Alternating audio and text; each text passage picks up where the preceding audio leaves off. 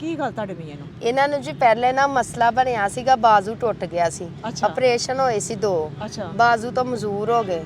ਹੁਣ 8-9 ਮਹੀਨੇ ਤੋਂ ਨਾ ਇਹਨਾਂ ਦੀ ਕੰਬਰ ਦੀ ਜਿਹੜੀ ਸਾਈਡ ਦੀ ਹੱਡੀਆਂ 2 ਫ੍ਰੈਕਚਰ ਹੋ ਗਈਆਂ ਜੀ। ਉਹਨਾਂ ਨੇ ਕਿਹਾ ਇਹਦਾ ਆਪਰੇਸ਼ਨ ਕਰਾਓ। ਪੀਕ ਪੈ ਗਈ ਵਿੱਚ, ਅਗਰ ਨਾ ਹੋਇਆ ਤੇ ਮਸਲਾ ਬਣ ਸਕਦਾ ਜ਼ਿਆਦਾ।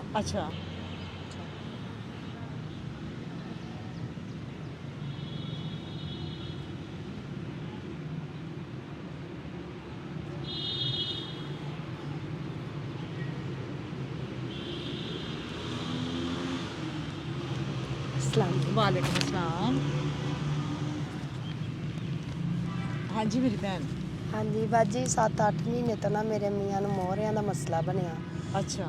पहले एक बाजू तो मजूर भी आ ते उस साइड अपना की नाम जी? हाँ जी मेरा नाम नगीना। नगीना। ਤੁਹਾਡੇ ਮਿਆਂ ਦਾ ਕੀ ਨਾਮ ਆ? मोहम्मद इरफान जी। ਅੱਛਾ, ਕਿੱਥੋਂ ਆਏ ਜੀ? ਅਸੀਂ 141 ਚ ਜੀ। 141। ਹਾਂਜੀ। ਤੇ ਕੀ ਗੱਲ ਤੁਹਾਡੇ ਮੀਆਂ ਨੂੰ? ਇਹਨਾਂ ਨੂੰ ਜੀ ਪਹਿਲੇ ਨਾ ਮਸਲਾ ਬਣਿਆ ਸੀਗਾ, ਬਾਜ਼ੂ ਟੁੱਟ ਗਿਆ ਸੀ, ਆਪਰੇਸ਼ਨ ਹੋਏ ਸੀ 2, ਬਾਜ਼ੂ ਤੋਂ ਮਜ਼ਦੂਰ ਹੋ ਗਏ।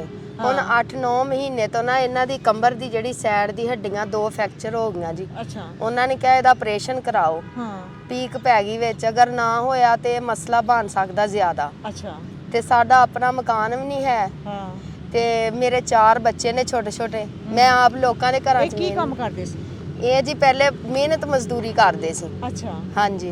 ਤੇ ਕਿਦੋਂ ਦਾ ਇਹ ਮਸਲਾ ਬਣਿਆ? ਇਹ 10 ਮਹੀਨੇ ਤੋਂ ਘਰ ਹੀ ਬੈਠੇ ਆ ਜੀ। ਮੈਂ ਲੋਕਾਂ ਦੇ ਕੰਮ, ਘਰ ਦਾ ਸਿਸਟਮ ਕਿਵੇਂ ਚੱਲਦਾ? ਮੈਂ ਖੁਦ ਕੰਮ ਕਰਦੀ ਜੀ ਘਰਾਂ ਦੇ, ਤੇ ਆਪਣੇ ਵਿਆਹਾਂ ਸ਼ਾਦੀਆਂ ਦੇ ਘਰਾਂ ਦੀ ਸਫਾਈ ਕਰਦੀਆਂ, ਆਪਣੀਆਂ ਬੱਚੀਆਂ ਨੂੰ ਪਾਲਦੀਆਂ ਜੀ।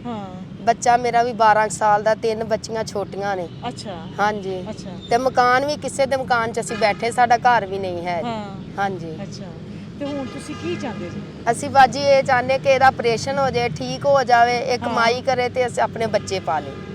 ਅੱਛਾ। ਹਾਂ। ਤੇ ਬਾਜੀ ਮੈਂ ਇਕੱਲੀ ਕੰਮ ਕਰਦੀ ਹਾਂ, ਘਰ ਦਾ ਨਿਜ਼ਾਮ ਨਹੀਂ ਚੱਲਦਾ, ਬਹੁਤ ਮੁਸ਼ਕਲ ਚੱਲਦਾ ਹੈ। ਇੱਕ ਟਾਈਮ ਦੀ ਰੋਟੀ ਖਾ ਲਈ ਦੀ, ਦੂਸਰੇ ਟਾਈਮ ਤੇ ਅਸੀਂ ਪਰੇਸ਼ਾਨ ਹੋਈਦਾ ਹੈ। ਕਿ ਤੇ ਪੜ੍ਹਦੀਆਂ ਨੇ ਬੱਚੀਆਂ ਗਵਰਨਮੈਂਟ ਸਕੂਲ, ਤੇ ਬੱਚਾ ਵੀ ਛੋਟਾ ਜਿਹਾ 12 ਸਾਲ ਦਾ ਬੱਚਾ ਹੈ। ਅੱਛਾ। ਹਾਂਜੀ। ਤੇ ਪੜਦਾ ਵਾ? ਨਹੀਂ ਬਾਜੀ ਉਹ ਪੜਦਾ ਸੀ, ਇਹਦਾ ਬਾਜ਼ੂ ਜਦੋਂ ਫ੍ਰੈਕਚਰ ਹੋ ਗਿਆ ਉਹ ਹਟ ਗਿਆ ਸੀ। ਉਹ ਹੁਣ ਉਹਨੂੰ ਨਾ ਕੰਮ ਤੇ ਸੁੱਟਿਆ ਹੋਇਆ ਵਿਚਾਰੇ ਨੂੰ, ਉਹਦਾ ਸ਼ੌਕ ਹੈ ਮੈਂ ਪੜਾਂ। ਤੁਸੀਂ ਉਹਨੂੰ? ਉਹ ਹੁਣ ਕੰਮ ਤੇ ਉਹਨੂੰ ਸਾਲ ਹੋ ਗਿਆ ਹੈ। ਕੀ ਲੈ ਰਿਹਾ ਉਹ ਹਲੇ ਕੁਛ ਨਹੀਂ ਦੇ ਰਹੇ ਜੀ, ਆ ਬਸ ਨਾ ਸਿੱਖਦਾ ਪਿਆ ਏ। ਤੇ ਅਸੀਂ ਇੰਨੇ ਅਗਰ ਬੱਚਾ ਪੜਨ ਵਾਲਾ ਮੇਰੀ ਭੈਣ ਆ ਤਾਂ ਉਹਨੂੰ ਜ਼ਰੂਰ ਪੜਾਓ। ਐਵੇਂ ਬੱਚਿਆਂ ਦੀ ਜਿਹੜੀ ਹੈ ਨਾ ਖੁਆਇਸ਼ ਉਹ ਨਾ ਖਤਮ ਕਰੋ। ਬੱਚਾ ਪੜਨ ਵਾਲਾ ਲਾਇਕ ਆ ਤੇ ਉਹਨੂੰ ਜ਼ਰੂਰ ਪੜਾਓ। ਠੀਕ ਹੈ ਜੀ। ਠੀਕ ਹੈ। ਹਾਂ, ਪੜ੍ਹਾਈ ਅੱਜ ਕੱਲ ਬਹੁਤ ਜ਼ਰੂਰੀ ਆ ਬੱਚਿਆਂ ਵਾਸਤੇ, ਉਹਨੂੰ ਜ਼ਰੂਰ ਪੜਾਓ। ਬਾਕੀ ਰਹੀ ਭਾਈ ਦੀ ਗੱਲ ਆਪਰੇਸ਼ਨ ਦੀ, ਤੇ ਤੁਸੀਂ ਡਾਕਟਰ ਨੂੰ ਚੈੱਕਅਪ ਕਰਵਾ ਰਹੇ ਜੇ?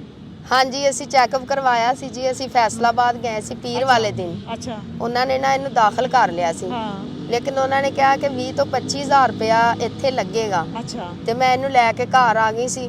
ਉਹਨਾਂ ਕੋਲ ਨਾ 2-3 ਦਿਨ ਦਾ ਟਾਈਮ ਲੈ ਲਿਆ ਸੀ ਕਿ ਮੈਂ ਪੈਸੇ ਪੂਸੇ ਇਕੱਠੇ ਕਰਾਂਗੀ ਤੇ ਇਹਨੂੰ ਲੈ ਜਾਵਾਂਗੀ। ਅੱਛਾ ਅੱਛਾ ਅੱਛਾ। ਤੇ ਇਸ ਵਜ੍ਹਾ ਤੋਂ ਹਾਂਜੀ ਤੁਸੀਂ ਜਾਓ ਦੁਬਾਰਾ ਦਾਖਲ ਕਰਵਾਓ ਇਹਨੂੰ, ਅੱਲਾਹ ਪਾਕ ਬਿਹਤਰ ਕਰੇਗਾ। ਠੀਕ ਹੈ ਨਾ? ਹਾਂ, ਪਹਿਲੇ ਇਹਨਾਂ ਦਾ ਇਲਾਜ ਕਰਵਾਓ, ਇਹਨਾਂ ਦਾ ਇਲਾਜ ਜ਼ਰੂਰੀ ਆ। ਇਹ ਤੰਦਰੁਸਤ ਹੋ ਜਾਣਗੇ ਤੇ ਫਿਰ ਆਪਣੀ ਜ਼ਿੰਮੇਵਾਰੀਆਂ ਵੀ ਸੰਭਾਲ ਲੈਣਗੇ। ਠੀਕ ਹੈ? ਠੀਕ ਹੈ ਜੀ। ਤੁਸੀਂ 25,000 ਆਖਿਆ ਨਾ? ਹਾਂਜੀ। ਇਹ 10,000 ਰੁਪਇਆ ਲਓ। ਠੀਕ ਹੈ ਜੀ। ਇਹ ਤੁਹਾਡੀ ਜ਼ਿੰਮੇਵਾਰੀ ਆ ਗਈ ਹੁਣ। ਹਾਂਜੀ। 25,000 ਲੱਗਣਾ ਨਾ ਉਹਦਾ? ਹਾਂਜੀ। ਤੇ ਇਹ ਉਹਦੇ 25,000 ਚੋਂ 10,000 ਤੁਹਾਨੂੰ ਪਹਿਲੇ ਅਸੀਂ ਦੇ ਰਹੇ ਹਾਂ। ਠੀਕ ਹੈ ਜੀ। ਇਹਨਾਂ ਦਾ ਇਲਾਜ ਸ਼ੁਰੂ ਕਰਵਾਓ। ਠੀਕ ਹੈ ਜੀ। ਇਹਨਾਂ ਦਾ ਆਪਣਾ ਇਲਾਜ ਸ਼ੁਰੂ ਹੋ ਜਾਏਗਾ ਤੇ ਬਾਕੀ ਫਿਰ ਜਿਵੇਂ ਜਿਵੇਂ ਤੁਹਾਨੂੰ ਜ਼ਰੂਰਤ ਪਵੇਗੀ ਉਵੇਂ ਉਵੇਂ ਜਿਹੜੀਆਂ ਅਸੀਂ ਸਾਡੀਆਂ ਰਿਪੋਰਟਾਂ ਵੇਖਾਂਗੇ ਤੇ ਫਿਰ ਉਵੇਂ ਉਹਨੂੰ ਬਾਕੀ ਵੀ ਰਕਮ ਤੁਹਾਨੂੰ ਦੇ ਦਿੱਤੀ ਜਾਏਗੀ। ਠੀਕ ਹੈ? ਹੈਲੋ, ਬਿਸਮਿਲ੍ਲਾ ਕਰੋ। ਹਾਂਜੀ। ਹਾਂਜੀ, ਸਾਡੇ ਭਾਈ ਜਹਾਂਗੀਰ ਸਾਹਿਬ ਵੱਲੋਂ। ਹਾਂ, ਇਹ ਉਸ ਭਾਈ ਵੱਲੋਂ ਆ ਜਿਹੜੇ ਬਹੁਤ ਦੂਰ ਬੈਠੇ ਨੇ ਔਰ ਆਪਣੇ ਪਾਕਿਸਤਾਨੀਆਂ ਦਾ ਸੋਚਦੇ ਨੇ। ਠੀਕ ਹੈ? ਉਹਨਾਂ ਵਾਸਤੇ ਦੁਆ ਕਰਨਾ, ਉਹਨਾਂ ਦੇ ਕਾਰੋਬਾਰ 'ਚ ਖੈਰੋ ਬਰਕਤ ਆ ਕਰੇ, ਉਹਨਾਂ ਦੀ ਸਿਹਤ ਜ਼ਿੰਦਗੀ ਤੰਦਰੁਸਤੀ 'ਚ ਰੱਖੇ। ਉਹਨਾਂ ਦੀ ਤਰਫੋਂ ਤੁਹਾਨੂੰ ਪੂਰਾ 25,000 ਮਿਲਣਾ, ਲੇਕਿਨ ਮੈਂ 25,000 ਇੱਕ ਵਕਤ 'ਚ ਨਹੀਂ ਤੁਹਾਨੂੰ ਦੇ ਰਹੀ। ਠੀਕ ਹੈ। ਮੈਂ ਤੁਹਾਨੂੰ 10,000 ਪਹਿਲੇ ਦੇ ਰਹੀ ਹਾਂ।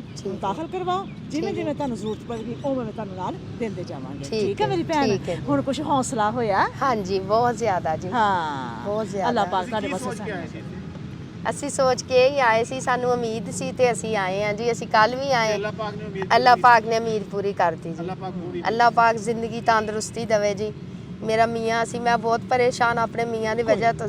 ਕੋਈ ਨਹੀਂ। ਚਲੋ ਚਲੋ, ਅੱਲਾਹ ਪਾਕ ਤੁਹਾਡੇ ਵਾਸਤੇ ਆਸਾਨੀਆਂ ਕਰੇ। ਠੀਕ ਹੈ ਭਾਈ?